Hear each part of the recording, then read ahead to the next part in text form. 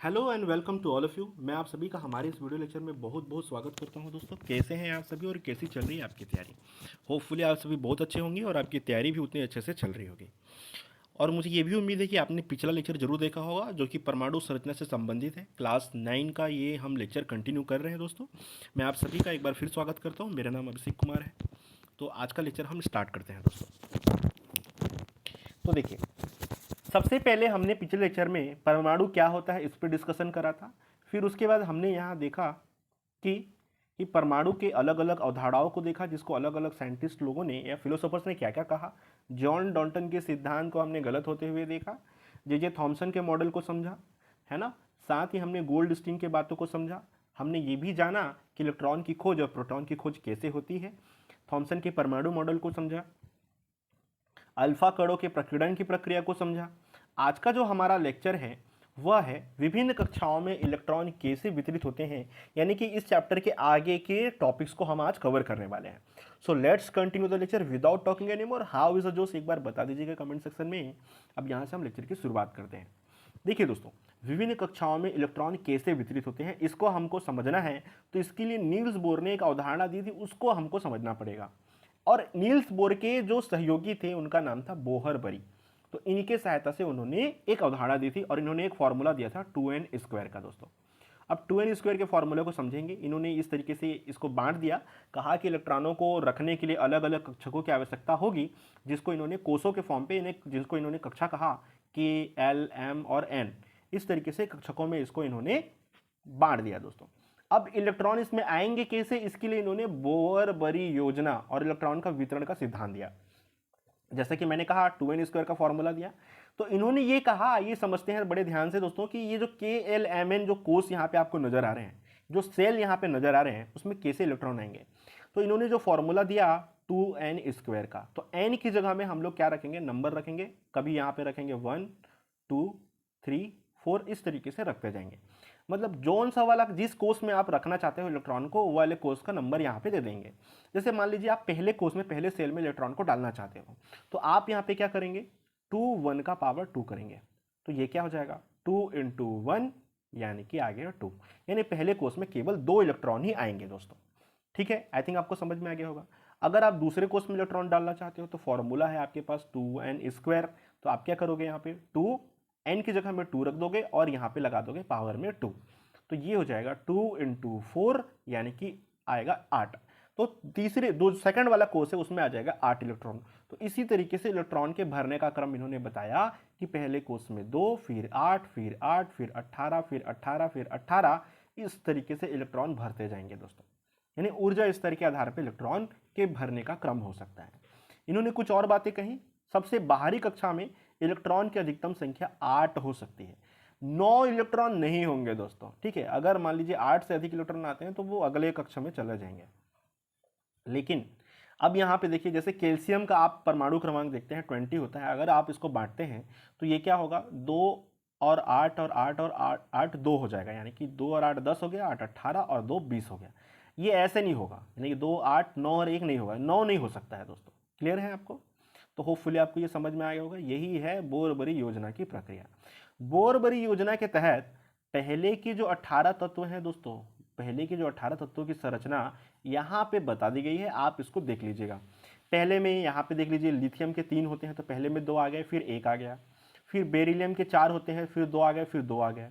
फिर बोरॉन के 5 होते हैं, फिर 2 आ गया, फिर 3 आ गया। मतलब आखिरी कोष में जो है 8 से ज़्यादा इलेक्ट्रॉन नहीं होंगे। कुल मिला के इतना मुद्दा है बात करने का। दोस्तों, ठीक है, आई थिंक आपको समझ में आ गया होगा। अब यहाँ पे देख लीजिए, अलग अलग तत्वों के परमाणु क्रमांक और उनके नाम दे। जैसे हाइड्रोजन है, इलेक्ट्रॉनों की संख्या 1 होती है, इसके K कोष में 1 इलेक्ट्रॉन आएगा क्योंकि 1 ही इलेक्ट्रॉन है इसके पास। फिर लिथियम है, इसकी इलेक्ट्रॉनों टोटल जो है प्रोटॉनों की संख्या, इलेक्ट्रॉनों की संख्या बोलिए, परमाणु क्रमांक 3 है यहाँ पे। तो इसमें K कोष में 2 आ जाएगा क्योंकि एक स्टार्टिंग वाले कोष में 2 ही इलेक्ट्रॉन भरता है। अभी अभी मैंने बताया आपको, क्या बताया कि जो पहला कोष रहेगा उसमें तो 2 ही इलेक्ट्रॉन आएगा ना, फिर उसके बाद बढ़ते जाएगा। पहले वाले कोष में यहाँ पे क्या होगा, 2n² का फॉर्मूला लगाएंगे तो 2 1 का पावर 2 करेंगे तो उसके हिसाब से 2 इलेक्ट्रॉन आ रहा है। फिर दूसरे वाले को देखेंगे 2n² के हिसाब से, तो 2 करेंगे तो यहाँ पे 8 इलेक्ट्रॉन आ रहा है। तो इस तरीके से इलेक्ट्रॉनों के भरने का क्रम होगा ये। आई थिंक आपको ये समझ में आ गया होगा। क्लियर है दोस्तों। तो इसी तरीके से यहाँ पे इलेक्ट्रॉनों के भरने का क्रम है। अब हम देखेंगे परमाणु संख्या और द्रव्यमान संख्या। तो यहाँ पे देखिए परमाणु संख्या और द्रव्यमान संख्या। तो परमाणु संख्या क्या होता है, जो भी प्रोटॉनों की संख्या होती है वही परमाणु संख्या के बराबर होती है। यानी कि हम यहाँ पे लिख लेते हैं इसको, आप भी इसको कॉपी में नोट डाउन कर लीजिए। परमाणु संख्या बराबर होगा प्रोटॉनों की संख्या। क्या होगा? प्रोटॉनों की संख्या। कई सारे पुस्तकों में आपको इलेक्ट्रॉनों की संख्या के बराबर भी इस वैल्यू को दिखाया जाता है, लेकिन वो गलत है दोस्तों। ठीक है, इलेक्ट्रॉनों की संख्या के बराबर नहीं हो सकता, उसके लिए कुछ कंडीशन होती है जिसमें ये फॉलो नहीं होगा, ये वाला रूल जो है। अब यहाँ पे देखिए प्रोटॉनों का आवेश इलेक्ट्रॉन के आवेश के बराबर होता है, लेकिन उसके अलग होता है ना। प्रोटॉनों में धन चार्ज होता है, प्लस चार्ज होता है, और इलेक्ट्रॉनों में ऋण चार्ज। तो अगर हम एक एटम की संरचना की बात करें तो वो किस तरीके से होगा, जैसे मान लीजिए यहाँ पे हम एक संरचना यहाँ पे बना के देखते हैं। ठीक है, अब यहाँ पे इसके न्यूक्लियस एक तय कर लेते हैं हम लोग दोस्तों। कलर चेंज करके मैं आपको दिखा देता हूँ। इस तरीके से एक न्यूक्लियस है मान लीजिए। अब यहाँ पे सबसे पहले यहाँ पे क्या होंगे, इलेक्ट्रॉन होंगे, और इसमें भी इलेक्ट्रॉन भरे जाएंगे दोस्तों। पहले में 2, फिर उसके बाद 8 भरे जाएंगे। 1 2 3 4 5 6 7 8। अधिकतम 8 हो सकते हैं, उससे कम भी हो सकते हैं, लेकिन उससे ज़्यादा नहीं होंगे। ठीक है, अब ये जो न्यूक्लियस वाला पार्ट है यहाँ पे क्या क्या होगा, इसमें होंगे दोस्तों प्रोटॉन होंगे, और क्या होंगे, न्यूट्रॉन होंगे दोस्तों। क्या क्या होंगे, प्रोटॉन और न्यूट्रॉन आपको देखने को मिलेंगे। तो होपफुली आपको ये परमाणु का संरचना समझ में आ गया होगा। अब इसमें द्रव्यमान संख्या भी होता है। तो द्रव्यमान संख्या किसे कहते हैं, तो द्रव्यमान संख्या कहा जाता है प्रोटॉनों की संख्या, प्रोटॉनों की संख्या प्लस न्यूट्रॉनों की संख्या। तो प्रोटॉनों की संख्या में अगर आप न्यूट्रॉनों की संख्या को जोड़ देते हैं दोस्तों, तो वो क्या कहा जाएगा, द्रव्यमान संख्या कहा जाएगा। ठीक है दोस्तों, यानी अगर आप क्या करते हैं, प्रोटॉनों की संख्या में अगर आप न्यूट्रॉनों की संख्या को ऐड करेंगे तो वो हो जाएगा एटॉमिक मास, यानी कि द्रव्यमान संख्या के बराबर। आई थिंक आपको ये समझ में आ गया होगा। इसी से संबंधित कुछ और भी उदाहरण है जिसको हम समझने का प्रयास करेंगे। देखिए अगर हम यहाँ पे देखें कि इसी प्रकार व्यवहारिक रूप से परमाणु का द्रव्यमान परमाणु के नाभिक में उपस्थित प्रोटॉनों और न्यूट्रॉनों के योग के बराबर होता है, उसी बात को कहा गया है, जिसे द्रव्यमान संख्या कहते हैं। और द्रव्यमान संख्या को नापने के लिए इकाई जो होती है यूनिफाइड मास होती है, यानी कि उसको यू से दिखाते हैं। ठीक है, और नाभिक में उपस्थित अपरमाणु कण, नाभिक में उपस्थित अपरमाणु कण यानी कि प्रोटॉन और न्यूट्रॉनों को एक साथ न्यूक्लियॉन भी कहा जाता है दोस्तों। तो इसको याद रखिएगा। ठीक है, आई थिंक आपको समझ में आ गया होगा। अगर आप किसी परमाणु को दिखाना चाहते हो, मान लो कि कोई परमाणु है एक्स, हमने यहाँ पे नाम दे दिया, तो उसका द्रव्यमान संख्या हमेशा ऊपर में रहेगा और परमाणु क्रमांक हमेशा नीचे में रहेगा। परमाणु क्रमांक को जेड से और द्रव्यमान संख्या को ए से दिखाया जाता है। एग्जाम्पल के लिए अगर हम हीलियम की बात करें तो इसका परमाणु क्रमांक कितना होता है, 2 होता है, और परमाणु भार यानी कि द्रव्यमान संख्या होता है 4। तो इसको इस तरीके से आप दर्शा सकते हो दोस्तों। आई थिंक ये आपको समझ में आ गया होगा। जैसे यहाँ सोडियम का बताया गया है, परमाणु क्रमांक 11 होता है और परमाणु द्रव्यमान 23 होता है, तो इसलिए इसको इस तरीके से लिखा गया है दोस्तों। आई थिंक क्लियर है आप सभी को। अब यहाँ पे देखते हैं समस्थानिक, परमाणु भार और समभारिक क्या होते हैं। समस्थानिक क्या होता है दोस्तों, कि ऐसे तत्व जिनके परमाणु क्रमांक तो एक समान होते हैं लेकिन परमाणु भार अलग अलग होते हैं, वो समस्थानिक कहलाते हैं। ऐसे तत्व जिनके परमाणु क्रमांक एक समान होंगे लेकिन परमाणु भार क्या होंगे दोस्तों, अलग अलग होंगे, वो क्या कहलाते हैं, समस्थानिक कहलाते हैं दोस्तों।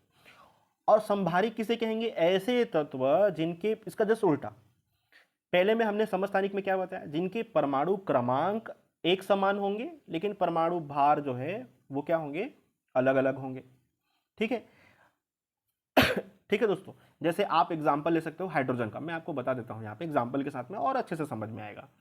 जैसे हम कलर थोड़ा सा चेंज कर लेते हैं, कौन सा कलर ले लें, चलिए ब्लू कलर ले लेते हैं। ठीक है, देखिए अब जैसे ये एक हाइड्रोजन है, इसका परमाणु क्रमांक 1 हो गया, इसका परमाणु क्रमांक 1 हो गया। एक और हाइड्रोजन होता है, इसको कहते हैं ड्यूटेरियम, इसका परमाणु क्रमांक 1 होता है लेकिन परमाणु भार यानी द्रव्यमान संख्या 2 होती है।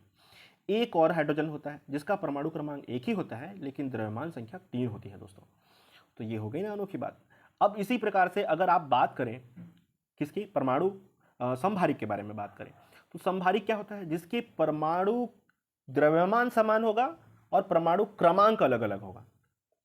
ठीक है, तो यहाँ पे हमने यहाँ पे क्या देखा था, हाँ ठीक है दोस्तों, तो अब इसके बारे में हम डिस्कस कर लेते हैं कि द्रव्यमान संख्या भिन्न भिन्न होती है। ठीक है, तो तत्वों के ऐसे परमाणु एक दूसरे के समस्थानिक होते हैं, इसमें द्रव्यमान संख्या अलग अलग होगा तो वो समस्थानिक हो जाएगा, जैसे हमने हाइड्रोजन, ड्यूटेरियम और ट्राइटियम का एग्जाम्पल देखा। ठीक है, अब उसी तरीके से हम कुछ और भी उदाहरण देख सकते हैं जो कि संभारिक के उदाहरण आपको देखने को मिलेंगे दोस्तों। संभारिक के क्या मैंने बता रहा था आपको कि उनके उनके क्या होंगे, परमाणु संख्या अलग अलग होंगे लेकिन द्रव्यमान संख्या एक समान। समभारिक यानी भार एक समान, परमाणु संख्या अलग अलग। समस्थानिक यानी परमाणु क्रमांक एक समान और द्रव्यमान संख्या अलग अलग। क्लियर है आप सभी को? आई थिंक आपको समझ में आ गया होगा। अगर आपको डाउट है तो आप उसको नोट भी कर सकते हो दोस्तों, आपको और अच्छे से समझ में आ जाएगा। अब यहाँ पे हम इसका एग्जाम्पल देख लेते हैं थोड़ा। जैसे कि कार्बन एक होता है 14। ठीक है, कार्बन क्या होता है, एक कार्बन का द्रव्यमान होता है 14। ठीक है, और इसका परमाणु क्रमांक होता है 6 यानी कि 6। उसी तरीके से नाइट्रोजन का भी जो भार होता है, परमाणु भार होता है, वो भी 14 होता है लेकिन उसका परमाणु क्रमांक होता है 7। ये हो गए संभारिक, यानी कि ऐसे कण जिनके परमाणु क्रमांक अलग अलग हो लेकिन परमाणु भार क्या हो, एक समान हो, संभारिक कहलाएंगे। आई थिंक आपको ये समझ में आ गया होगा, जिसको इंग्लिश में आइसोबार के नाम से जानते हैं दोस्तों। तो इस प्रकार से हमारे ये चैप्टर समाप्त होता है दोस्तों। होपफुली आप सभी को ये लेक्चर पसंद आया होगा और इस तरीके से हम यहाँ पे क्वेश्चन आंसर भी कर सकते हैं। अगर आप चाहें तो आप इसको अटेम्प्ट कीजिए, वरना मैं अगले लेक्चर में आपको ये प्रोवाइड करा दूंगा। So that's it for today दोस्तों, thanks for watching once again. मिलते हैं अगले लेक्चर में। अगर आपको ये लेक्चर पसंद आया तो आप चैनल को सब्सक्राइब कीजिए, सब्सक्राइब करना मत भूलिएगा और साथ ही अपने दोस्तों को भी शेयर कीजिए ताकि उनका भी हेल्प हो सके। ठीक है दोस्तों, और ये फ्री ऑफ कॉस्ट है, वैसे भी इसमें आपको कोई खर्चा देना है नहीं, आपकी सहायता के लिए है ये। So good luck to all of you, thanks for watching once again. मिलते हैं अगले लेक्चर में दोस्तों। जय हिंद दोस्तों।